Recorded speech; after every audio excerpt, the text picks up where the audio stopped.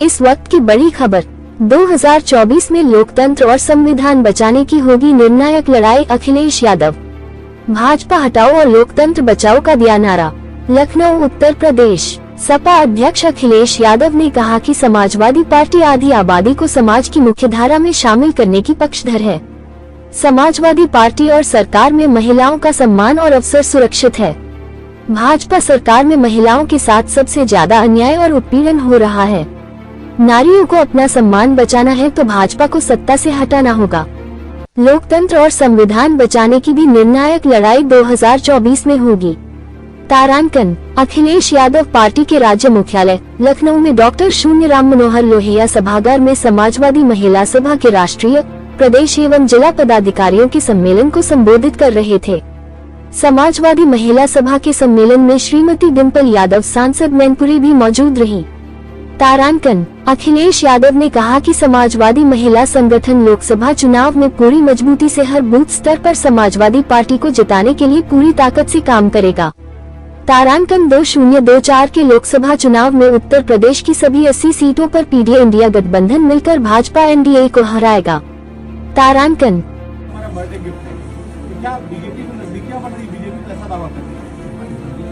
अब return gift में क्या मिल रहा है?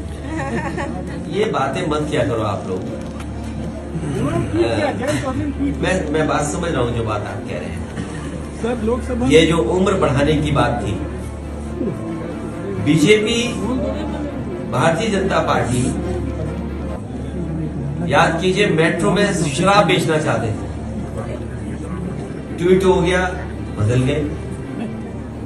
उम्र को लेकर के पूरे प्रदेश के नौजवान आक्रोशित थे। समाजवादी पार्टी ने भी इस बात को कहा कि उम्र बढ़ानी चाहिए और कम से कम सरकार ने स्वीकार कर लिया। ये नौजवानों के आक्रोश से डरते हैं। नौजवानों के आक्रोश को देख करके इन्होंने उम्र बढ़ाई है और उम्र बढ़ाना जरूरी था। ये अच्छा यह उम्र बढ़ा दी, नहीं तो तमाम नौजवान बेरोजगार रह जाते। लेकिन सवाल यहां तक नहीं है, क्योंकि चुनाव करीब है, इसलिए नौकरी का दिया है और ये रिजल्ट वोट पड़ने के बाद भी नहीं आएगा। इसलिए प्रेस के लोगों को मैं धन्यवाद देता हूं, अपने पूरे संगठन की महिलाओं का धन्यवाद देता हूं। बहुत शानदार संगठन की बैठक है और इतना अच्छा कार्यक्रम हो रहा है, इसके लिए बधाई।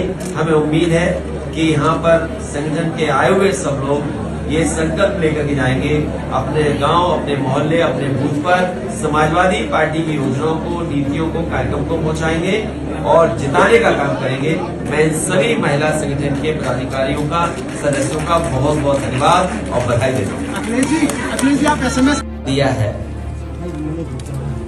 तो ये नारा तभी पूरा होता है जब इसमें आधी आबादी की भागीदारी हो। पिछड़े, दलित, अल्पसंख्यक और आधी आबादी की बात समाजवादी लोग हमेशा उठाते रहे हैं और अब इनकी जिम्मेदारी बनती है कि सबसे ज्यादा गैर बराबरी का सामना अगर किसी को करना पड़ता है समाज में तो हमारी यही माताएं बहनें हैं।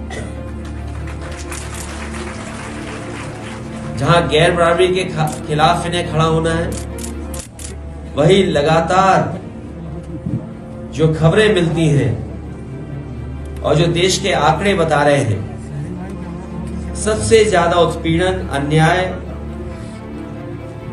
और असुरक्षित महिलाएं कहीं दिखाई दे रही तो उत्तर प्रदेश में है। और जहां जहां बीजेपी की सरकारें हैं वहां सबसे ज्यादा माताएं बहनें असुरक्षित हैं। ये हमारी माताएं बहनें और संगठन के लोग, इन्हें मणिपुर याद है कि किस तरीके से वहां पर महिलाओं के साथ, बेटियों के साथ, बहनों के साथ व्यवहार हुआ है। दुनिया में कहीं भी इस तरह की घटना हुई होगी, वहां की सरकारों ने कड़ी से कड़ी निंदा की। लेकिन भारतीय जनता पार्टी की सरकारें होने के बावजूद भी उन माताओं बहनों को जो न्याय मिल जाना चाहिए था, न्याय में नहीं मिला। इसी उत्तर प्रदेश में हमने और आपने देखा, एक मां बेटी न्याय के लिए अपनी आवाज उठाती रही और सरकार का बुलडोजर रुका नहीं।